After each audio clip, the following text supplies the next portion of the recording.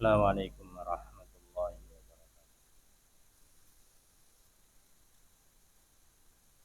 Innal hamdalillahi nahmaduhu wa nasta'inuhu wa nastaghfiruh wa na'udzu billahi min shururi anfusina wa min sayyiati a'malina.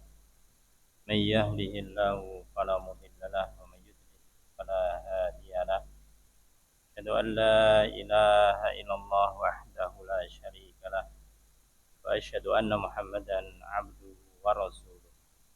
Qala Allah ta'ala fi kitabihil karim يا أيها الذين آمنوا اتقوا الله حق تقاته ولا تموتن إلا وأنتم مسلمون أما بعد فإن أصدق الحديث كتاب الله وخير الهدي هدي محمد صلى الله عليه وسلم شر الأمور محدثاتها وكل محدثة بدعة وكل بدعة ضلالة وكل ضلالة في النار اللهم صل على محمد wa ala alihi wa ashabihi wa man tabi'ahum bi ihsanin ila yaumiddin. Ya ikhwah azani wa azakumullah jamaah salat maghrib. Semoga senantiasa dirahmati Allah taala. Alhamdulillah, puji syukur kita panjatkan kehadirat Allah Subhanahu wa taala atas nikmatnya. Sehingga di malam ini alhamdulillah kita bisa memulai kembali, melanjutkan kembali kajian kita yang dimana kita membacakan kitab Fawaidul Fawaid juz 5 Ibnu Qayyim al-Jauziyah rahimahullah taala. Di dalam bab-bab yang masih di bagian awal, bab yang akan kita bacakan pada kesempatan kali ini lanjutannya yaitu bab faslun makrullah azza wa jalla. Itu bab yang berkaitan tentang makarnya Allah azza wa jalla. Ada istilah yaitu makar. Maka kalau kita lihat istilah makar ini memang sesuatu yang konotasinya negatif, itu yang bermakna negatif. Misalkan ada rakyat katakanlah membuat makar kepada pemimpin, maka ini berarti dia membuat rencana-rencana yang akan menggulingkan, menurunkan seorang pemimpin. Nah, itulah kalau yang dilakukan oleh manusia. Maka di dalam bab ini tentunya kita mengenal ada salah satu ayat Allah Ta'ala ada dalam surat Ali Imran 54. Allah berfirman, wa makaru wa makarallah wallahu khairul makirin. Wa makaru, dan mereka membuat makar. Maksudnya Allah membuat makar. Wa makaru makar Allah, dan Allah pun juga membuat makar untuk mereka. Jadi Allah membalas makar mereka. Wallahu khairul makirin, dan Allah yang terbaik. Allah yang terbaik di dalam membuat makar. Jadi baik membuat makar adalah Allah Subhanahu wa ta'ala. Yang perlu kita pahami adalah istilah makar dulu para jemaah. Maka makar itu secara pengertian makar ini, makar adalah yaitu Allah menampakkan atau menimpakan perkara yang dibenci oleh hamba ini, oleh manusia, berupa bahaya atau berupa siksa kepada orang yang memang dia layak menerimanya, orang yang memang layak menerimanya dalam waktu yang dia itu tidak menyangka atau tidak disangka-sangka. Dan ini adalah merupakan bentuk bagaimanakah Allah Ta'ala itu membalas apa yang dilakukan oleh musuh-musuhnya Allah Subhanahu wa ta'ala. Jadi Allah menimpakan, apakah itu berupa musibah, ya, sesuatu yang dibenci intinya, berupa siksa bahkan pada orang yang memang layak menerimanya. Kalau memang tidak layak, tidak mungkin Allah memberikan siksaan, memberikan musibah, itu tidak mungkin. Yang pertama adalah Allah menimpakan sesuatu yang dibenci, kemudian kepada orang yang layak menerimanya, yaitu secara tiba-tiba. yang tidak disangka-sangka, dan caranya pun tidak diketahui. Allah sendiri yang menimpakan. Banyak kejadian para jamaah terkait dengan hal ini. Bagaimanakah Allah membuat makar pada orang-orang kafir?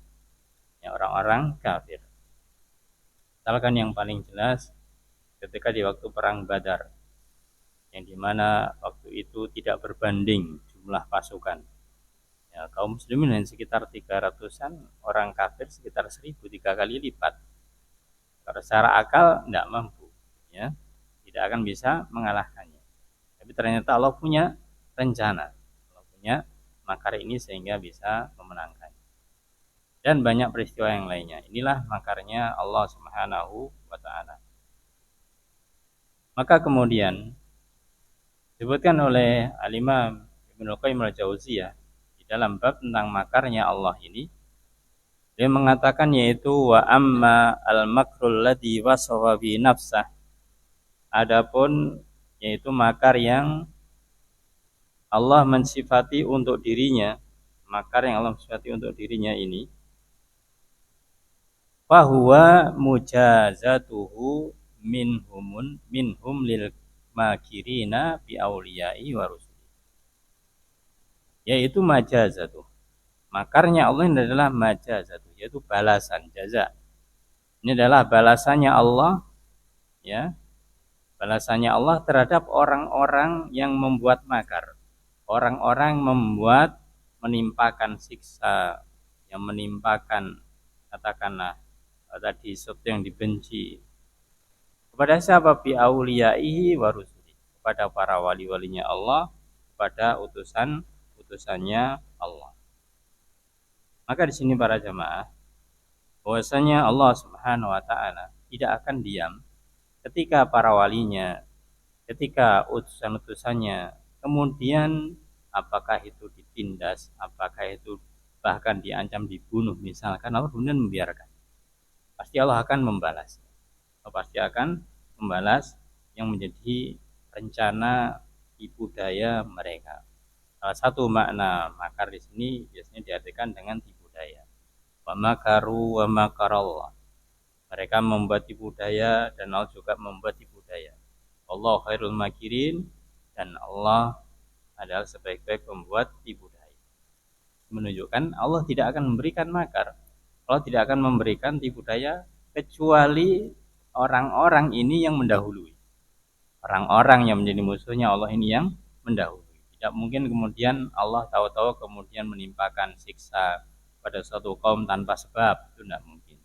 Pasti ada sebabnya Allah menimpakan keburukan, kejelekan, siksa, itu mesti ada sebabnya semua.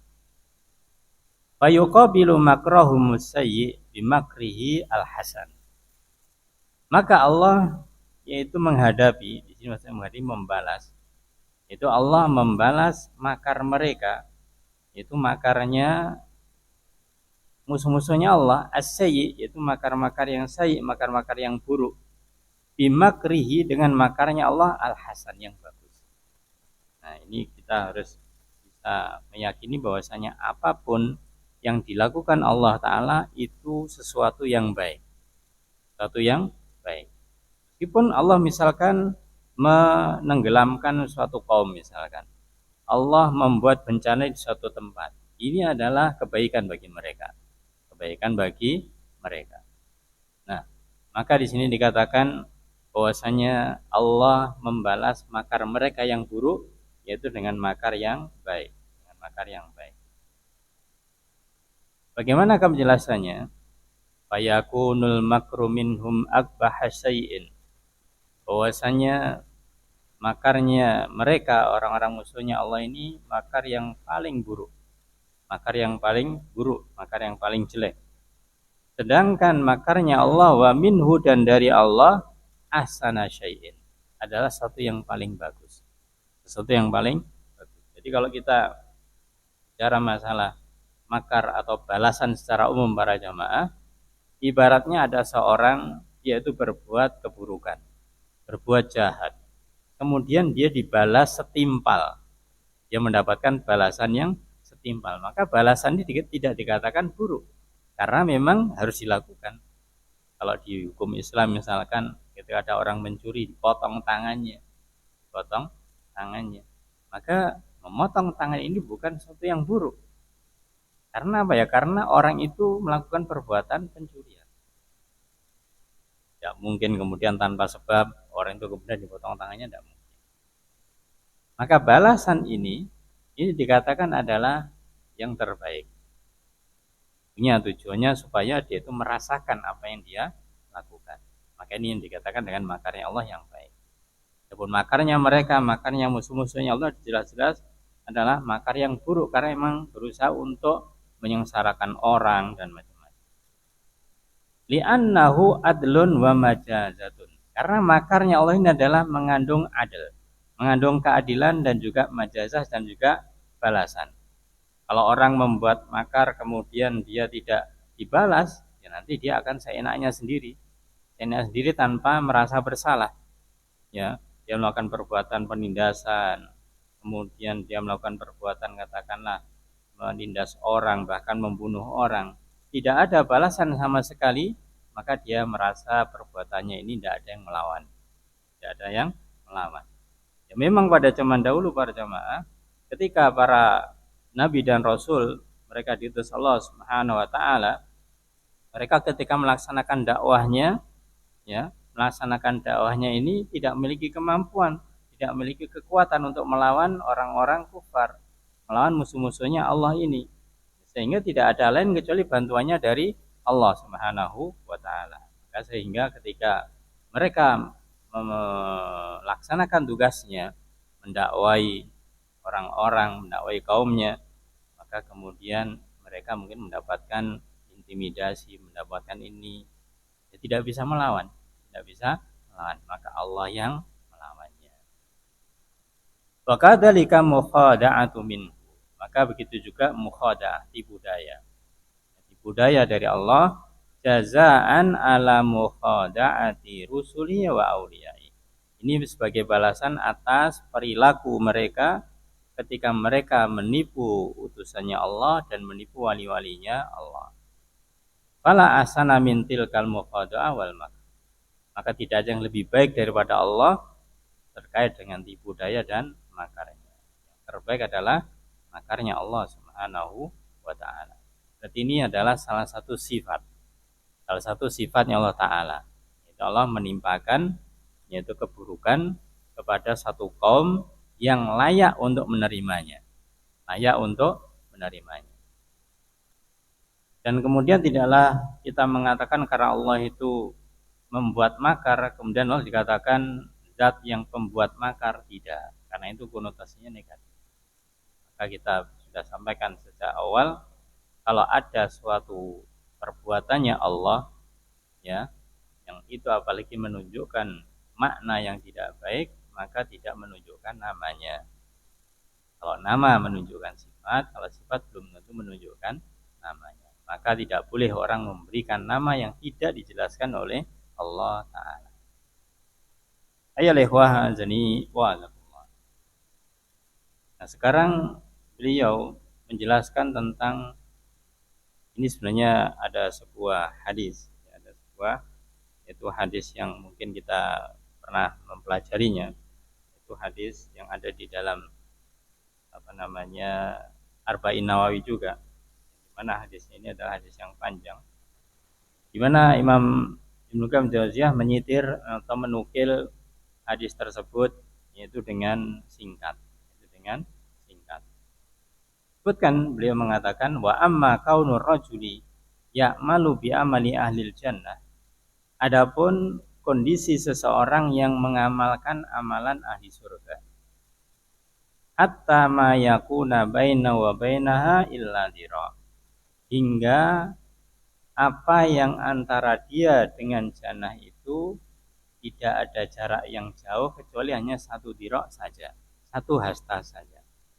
Wa yasbiqu alaihil kitab, maka kemudian mendahului Alkitab itu ketetapannya Allah Subhanahu wa taala. Ini artinya apa? Ketika didahului ketetapannya Allah, yang tadinya dia itu sebenarnya mau masuk surga, akhirnya dia itu masuk neraka. Nah, Ini apa? Dikaitkan dengan makarnya Allah. Berarti Allah, ini orang baik, ya, kok ternyata akhirnya diburukkan. Akhirnya diburukkan. Apa ndak bertentangan? Ini orang yang melakukan amalan-amalan kebaikan, bahkan hampir mendekati surga. Artinya perjalanan hidupnya ini banyak melakukan kebaikan, tapi di akhir itu ternyata dia melakukan keburukan. Ini namanya ketetapannya Allah. Kenapa Allah menetapkan demikian? Maka dikatakan oleh beliau, fa inna hadza amalu ahlil jannah fima yadharu linnas. Maka sesungguhnya ini adalah amalan ahli surga. Hadza amalu ahli jannah, amalannya ahli surga fima yadharu nas, yang itu ditampakkan di hadapan manusia. Manusia melihat orang ini melakukan amalan ahli surga. Walau kana amalan salihan makbulan lil jannah qad ahabbahullah wa radiyahu wa lam yubtilhu alaih. Kalau sekiranya amalan yang dilakukan orang ini adalah amalan yang saleh dan diterima untuk layak masuk surga, pasti Allah akan mencintai orang tersebut dan amalannya, dan Allah akan meridhoinya dan tidak akan disia-siakan amalannya. Ini menunjukkan para jamaah bagaimanakah yang namanya amalan seseorang itu hanya Allah yang tahu. Kita mungkin menilai seseorang melakukan amalan kebaikan. Nah, ibarat gampangannya yaitu melakukan berbagai amal soleh, apakah itu sholat 5 waktu, apakah itu berpuasa, apakah itu berzakat, ya, sedekah dan yang lainnya. Kita secara lahir mengetahui itu, tapi kita tidak tahu batinnya mereka, dan kita tidak diperintah, tidak disuruh untuk mencarinya. Kita menghukumi secara lahir sudah benar. Kalau ada orang yang rajin melakukan ibadah kebaikan, kita katakan orang ini baik. Kenapa baik? Karena rajin beribadah. Sudah benar. Sudah benar.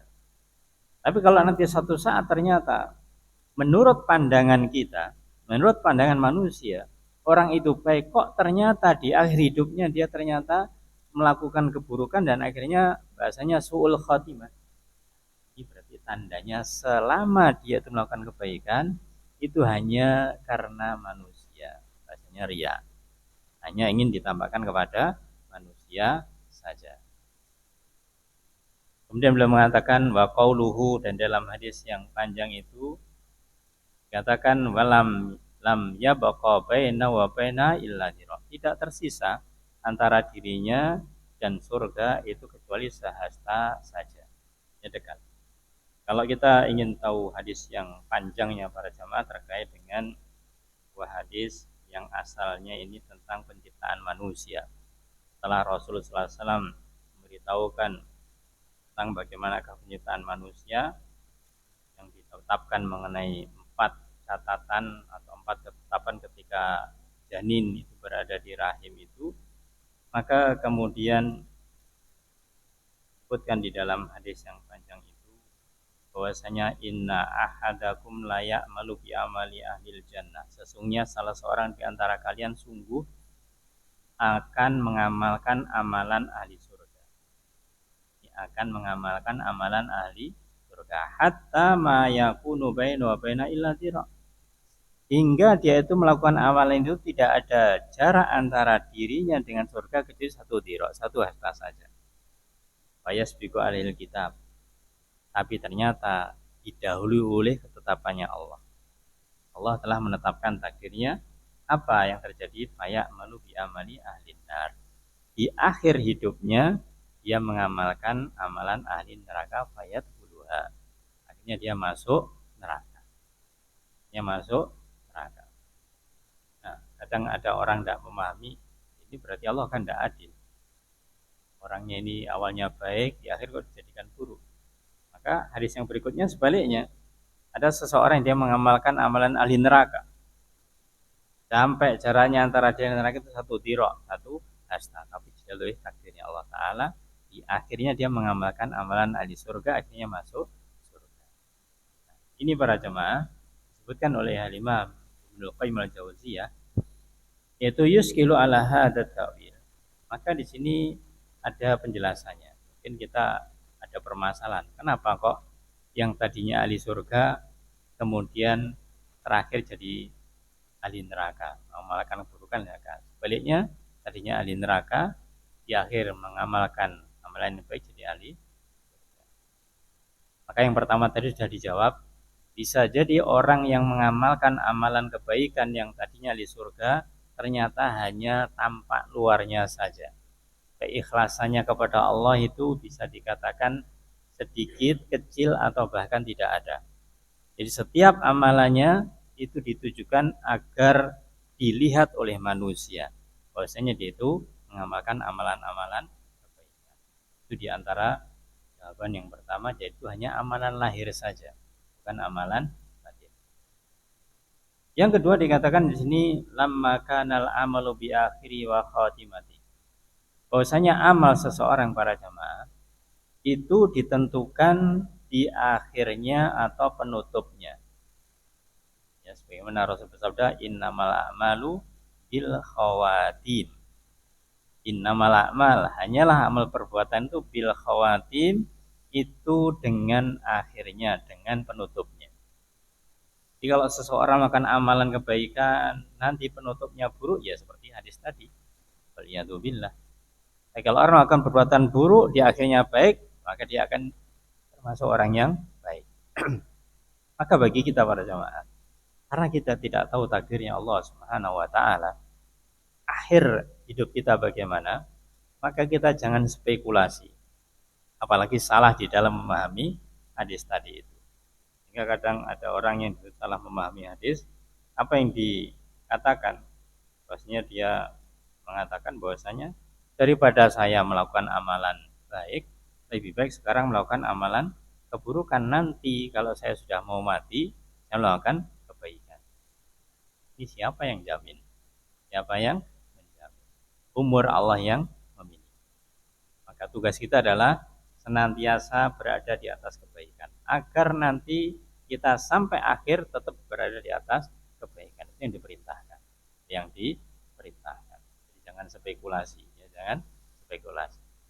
Yang disebutkan dalam hadis ini bukanlah kemudian aghlab, bukanlah mayoritas seperti itu, tapi adalah bisa jadi kondisinya seperti itu.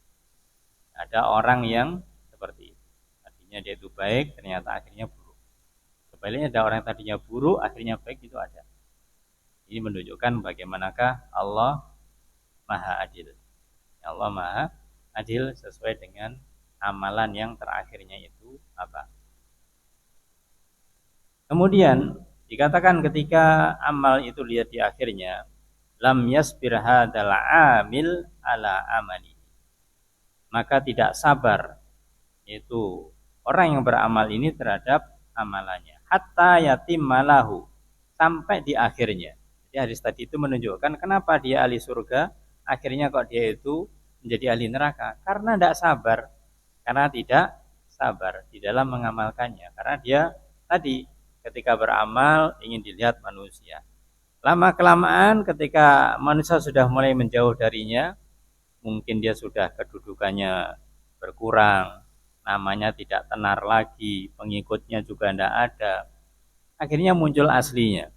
Aslinya sebenarnya itu malas. Ketika tidak ada yang memujinya, tidak ada orang yang melihatnya, dia itu malas. Akhirnya muncul aslinya. Sehingga di akhirnya itu menjadi tidak baik. Nah, maka ini yang menjadikan dia itu apa? Buruk di akhirnya.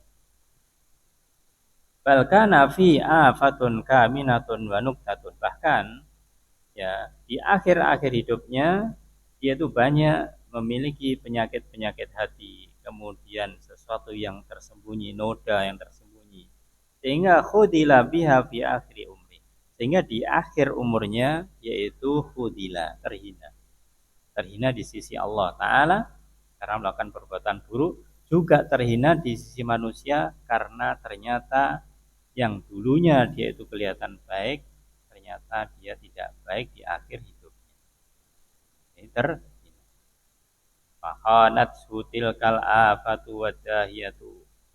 Maka penyakit-penyakit hati tadi itu berkhianat padanya. Artinya apa? yang asalnya penyakit hati itu terpendam, dia melakukan perbuatan amal baik, aslinya hatinya tidak baik, hatinya tidak baik, penyakit hati. Ya, dia ingin dilihat orang, pamer, ria, sum'ah, ujub, itu kan penyakit hati semuanya. Itu tadinya itu tidak kelihatan. Orang melihatnya dia baik. Tapi begitu di akhirnya, kemudian penyakit hati ini muncul semuanya. Ini dikatakan khianat. Tidak tetap sembunyi kemudian muncul. Al-afatu wadah yaitu juga berbagai bencana al-batinah yang ada di hati ini di waktil hajah. Di waktu hajat, di waktu dibutuhkan dia sebenarnya ingin mendapatkan hidayah tapi malah ditinggal. Yang ditinggal artinya bahwasanya penyakit hati ini yang kemudian menguasainya. Faraja ila mujibiha wa amilat amalaha. Sehingga dia melakukan apa yang harus dilakukan karena penyakit hati yang menguasainya, sehingga dia melakukan perbuatan yang buruk. Perbuatan-perbuatan yang buruk. Inilah akhir hidup seseorang yang menyengsarakan atau yang bahasa kita kasihan. Ketika dia beramal bukan karena Allah sejak awal, hanya karena orang lain, hanya ria, nanti akhirnya dia akan kembali ke asli. Walau lam yakun hunaka ghishun wa afatun lam yuqallibillah imanahu. Kalau sekiranya dia tidak, yaitu hunaka ghishun wa afatun, kalau sekiranya dia itu tidak memiliki penyakit hati ini, lam yuqallibillah imanahu, dia akan membalikkan keimanannya. Kalau dia beramal ikhlas karena Allah, amalan hatinya itu ikhlas karena Allah Ta'ala, bukan amalan riya, bukan amalan sum'ah, Allah tidak akan membalikkan hatinya. Ini yang kita katakan tadi, ketika kita mengetahui al-haq, kebenaran, kesolehan, maka jaga ini. Jaganya bagaimana? Lillah. Jaganya harus betul karena Allah Ta'ala. Jangan sampai nanti Allah membalikkan. Ketika seorang istiqomah di atas jalan yang baik, jalan yang benar, amalan yang benar, dan dia betul-betul lillah, Allah tidak akan membalikkan. Ya, tanpa sebab. Allah tidak akan membalikkan tanpa sebab. Orang kemudian dia itu ternyata punya penyakit hati, ini yang menjadi sebab hatinya itu dibalik. Laqad auradahu ma'asidki fi wa ikhlasihi. Ya. Dan sungguh sebelumnya dia melakukan amalan yang benar, kemudian juga ikhlas. Maka amalan benar juga ikhlas, bighairi sababin minhu yaqtadi ifsadu alaih. Yang amalan benar ikhlas ini tidak ada sebab yang membuat dia itu kemudian rusak, asalnya demikian. Ya, asalnya demikian. Ya, orang melakukan amalan ikhlas, amalan kebaikan, ini sebenarnya mengantarkan kepada jaza balasan yang baik. Tapi kenapa Allah SWT kemudian membuat orang semacam ini, ternyata di akhir hidupnya itu dia melakukan amalan yang buruk, melakukan amalan yang buruk. Maka dikatakan Allahu ya'lamu bin sa'iril ibad ma la ya'lamuhu ba'duhum min ba'd. Allah lebih tahu. Allah lebih tahu dari seluruh hamba yang mereka ketahui satu dengan yang lainnya, hanya sebagian satu dengan yang lainnya. Maksudnya para jamaah, kalau kita punya teman, punya saudara, keluarga katakanlah, ngerti, oh ini orangnya baik, ini orangnya kurang baik, kita mungkin tahu. Tapi sepengetahuan kita itu juga memiliki keterbatasan. Apakah yang kita anggap baik benar-benar baik? Apakah yang kita anggap kurang baik benar-benar kurang baik? Kita tidak bisa memastikan. Allah yang lebih tahu. Bisa jadi sebaliknya. Kita ketemu teman, dia baik dengan kita anggap baik. Bisa jadi dia baik dengan kita. Tapi dia kalau dengan orang lain ternyata tidak baik, kita tidak tahu. Allah yang tahu.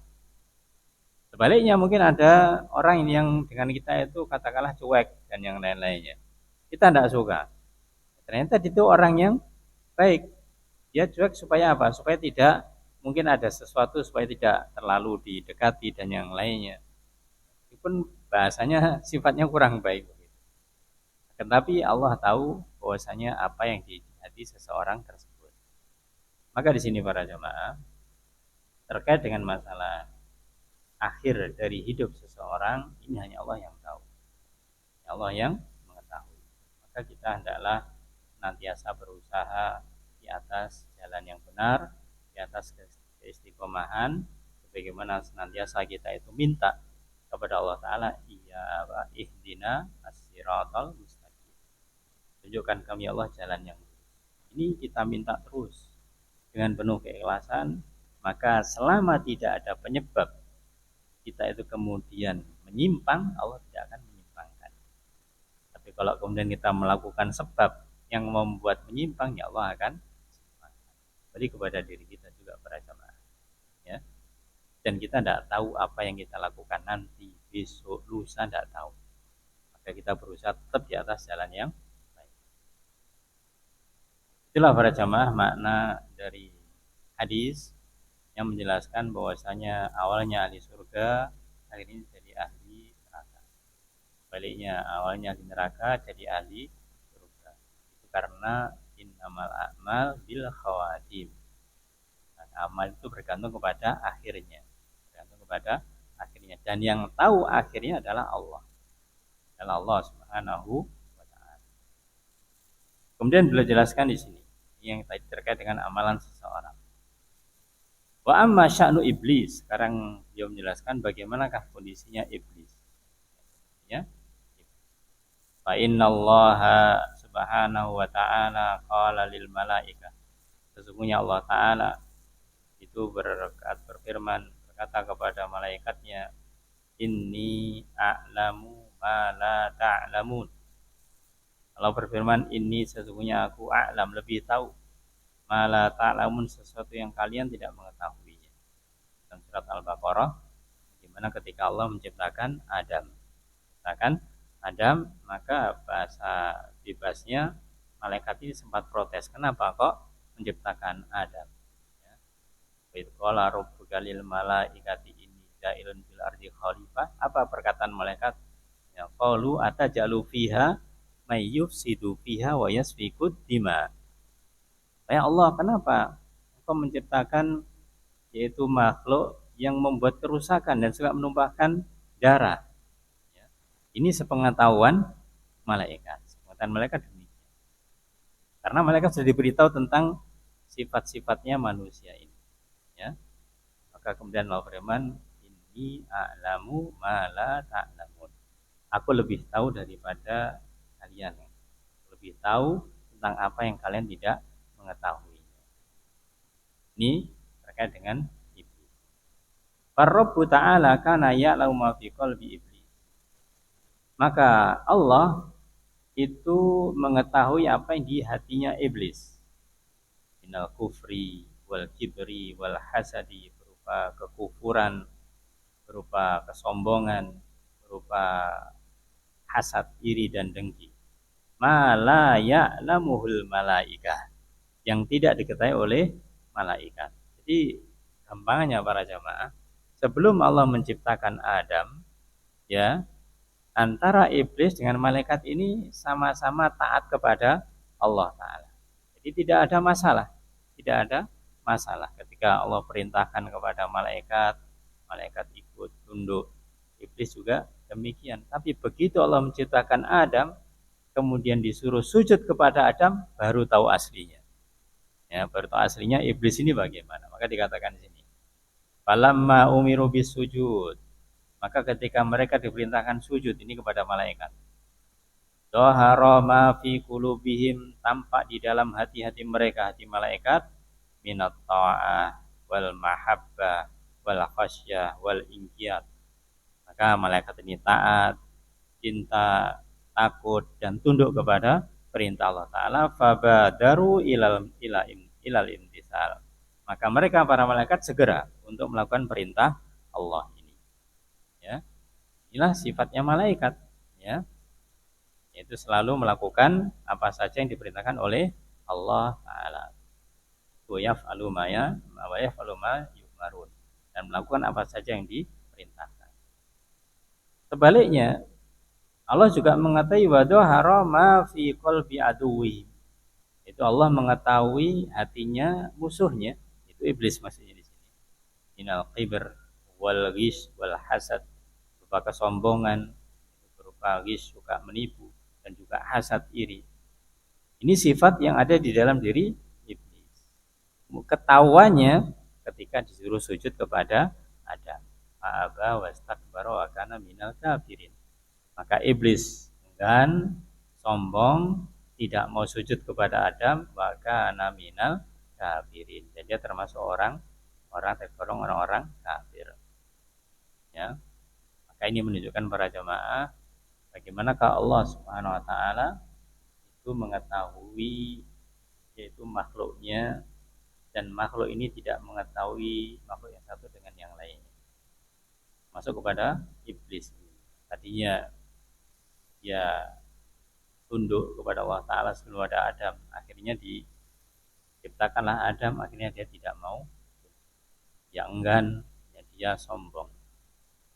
Dan perkataan apa? Ana khairun min. Khalaqtani min nar wa khalaqtahu min tin. Ya, aku lebih baik dari dia. Maka kata-kata ini para jamaah, ini adalah sumbernya dari iblis. Kalau orang merasa lebih baik daripada orang lain, hati-hati. Ya, aku ini lebih baik dari dia. Ini asal muasalnya adalah perkataannya iblis. Ya. Kalau iblis ini mengatakan lebih baik dalam masalah penciptaan, kalau tani minar, kau ciptakan dari api, sedangkan Adam dari tanah. Dia merasa api lebih baik daripada tanah. Artinya itu merasa lebih baik. Maka kadang manusia ini, ya entah dia itu sadar atau mungkin dia setengah sadar atau tidak sadar, kadang-kadang terjerumus ke dalam perkataan ini. Anak ini lebih baik dari dia. Siapa dia? Ini lebih baik. Hati-hati. Ini menunjukkan ghibah, menunjukkan kesombongan. Kan? Ya walaupun mungkin secara real, secara fakta memang demikian. Ibaratnya kalau dikatakan ada orang yang dia itu gelarnya misalkan doktor, bandingkan dengan ya masih magister misalkan, secara kasat mata ya dokternya lebih baik daripada yang dia masih S2 saja. Tapi ketika dia mengatakan aku lebih baik daripada dia, saat itulah ada muncul yang namanya sifat kibar, sifat sombong, yaitu sifatnya iblis. Ya, berarti dia enggan nanti menerima hak dari orang yang di bawahnya. Bagaimana iblis tidak mau menerima perintah Allah untuk sujud kepada Adam. Ya lehwah azani wa azakullah. Itu terkait dengan masalah iblis, ya. Sehingga didudukkan. Kenapa iblis sampai diusir dari surga? Ya karena ternyata di dalam dirinya ada sifat-sifat kufur, ada sifat-sifat kibr, ada sifat-sifat hasad. Ya, memang Allah ciptakan demikian. Wa amma khaufu awliya'i min makrihi. Adapun sekarang berikutnya dia katakan wa amma khaufu awliya'i. Adapun rasa takut para wali-walinya Allah min makrihi dari makarnya Allah fahakun, ini benar. Jadi kalau wali-walinya Allah, kekasihnya Allah, dia takut dengan makarnya Allah, maka ini benar. Memang kita harus takut dari makarnya Allah Ta'ala. Gimana takut kepada makarnya Allah Ta'ala? Ya kalau kita melakukan perbuatan tidak benar, perbuatan buruk, perbuatan maksiat, Allah akan menimpakan siksa. Jadi kita takut kepada makarnya Allah. Fa innahum yakhafuna, maka mereka para aulia Allah yakhafuna, mereka takut, khawatir ayyahdulahum bidunubihim, mereka dihinakan oleh Allah Ta'ala dengan dosa-dosa mereka, wa khotoyahum, dan kesalahan-kesalahan mereka, fayusiru ila syaqa, jadilah mereka menjadi asyaqa, menjadi menderita atau sengsara. Fa khaufuhum, ketakutan mereka karena apa? Min dunubihim, dari dosa-dosa mereka. Warajahum, adapun harapan mereka li rahmatihi, untuk rahmatnya Allah Ta'ala. Terkait dengan walinya Allah di sini para jemaah disebutkan bahwasanya memang seharusnya kita memiliki sifat ini. Kalau kita mengatakan menjadi hamba Allah, Kalau kita mengatakan cinta kepada Allah Ta'ala, maka kita seharusnya memiliki sifat-sifat aulia Allah, sifat-sifat wali-walinya Allah, sifat-sifat kekasih-kekasihnya Allah Ta'ala. Di antara sifat aulia Allah itu takut kepada Allah Subhanahu wa Ta'ala. Ya. Kenapa dia takut? Ya karena dia atau manusia ini, hamba ini masih melakukan dosa, masih melakukan kesalahan. Karena dosa dengan kesalahan inilah khawatir nanti oleh Allah diletakkan di tempat yang menyengsarakan. Sehingga dosa ini yang ditakuti. Ya, berbuat dosa ini yang ditakuti. Maka selain takut dengan dosa, maka mereka juga berharap tentang pahala, yaitu rahmatnya Allah Subhanahu wa Ta'ala. Satu paragraf lagi para jemaah.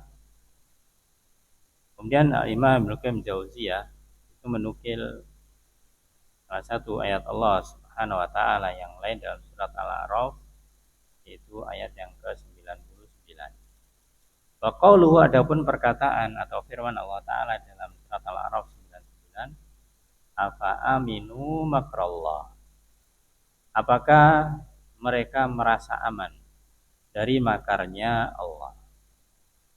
Dan ayatnya yaitu wa ma ya'manu makrallah illal qaumul khasirun, maka tidaklah merasa aman dari makarnya Allah kecuali kaum yang khasirun, yaitu orang-orang yang merugi. Maka di sini Allah mengatakan apakah mereka merasa aman dari makarnya Allah. Maka kita jangan merasa aman dari makarnya Allah, maksudnya begitu. Ya.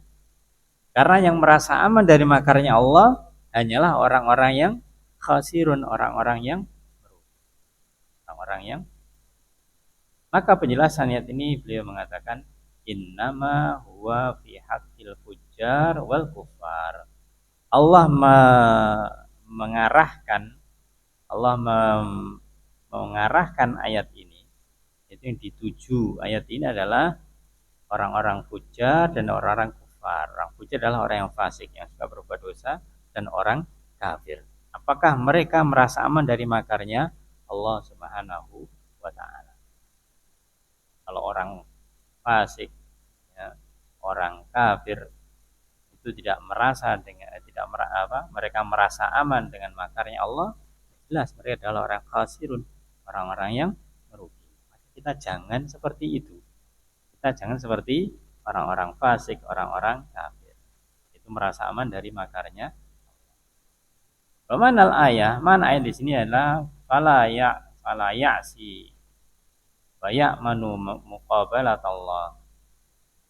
Maka maknanya adalah la ya'si, yaitu dia, apakah dia ketika melakukan perbuatan maksiat, ya, perbuatan maksiat dilakukan wa ya'man, dan merasa aman muqabalat Allah, merasa aman untuk bertemu dengan Allah Ta'ala.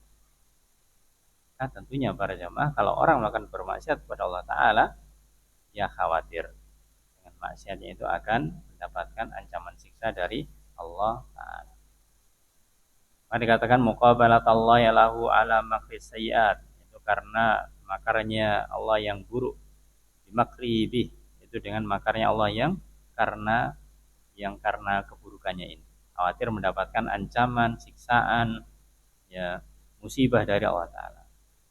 Maka tidaklah merasa aman ini illal qaumul khasirun.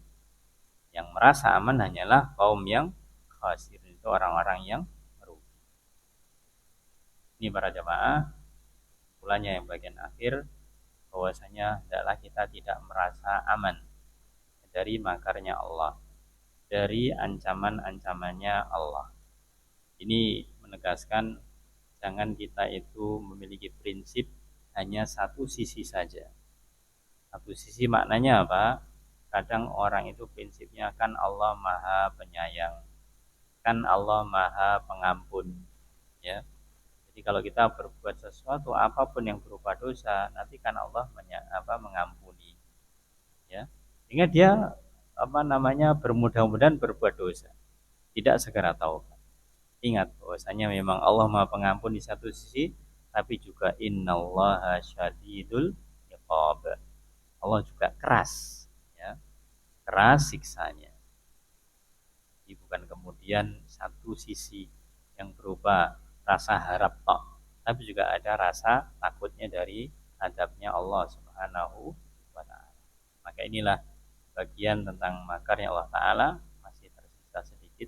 Insyaallah nanti kita lanjutkan pada waktu yang lainnya. Semoga Allah taala mudahkan kita untuk senantiasa mengetahui, memahami tentang perintah-perintah Allah taala sehingga kita bisa mengamalkannya, dan kita juga mengetahui, memahami larang-larang Allah taala dan kita menghindarinya, dan jangan sampai kita bermudah-mudah melakukan apa yang dilarang oleh Allah taala, melakukan maksiat, melakukan keburukan sehingga kita merasa aman dari makarnya Allah. Jangan. Maka kita harus merasa takut dari makarnya Allah Subhanahu wa taala sehingga kita betul-betul di atas jalan yang benar dan kita berusaha istiqomah di dalamnya.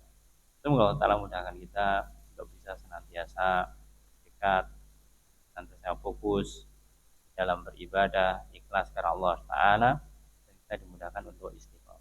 Amin ya rabbal alamin. Wallahu a'lam bishawab. Cukupkan sampai di sini dengan kafaratul majelis. Subhanakallahumma wa bihamdika asyhadu an la ilaha illa anta astaghfiruka wa atubu ilaik. Assalamualaikum warahmatullahi wabarakatuh.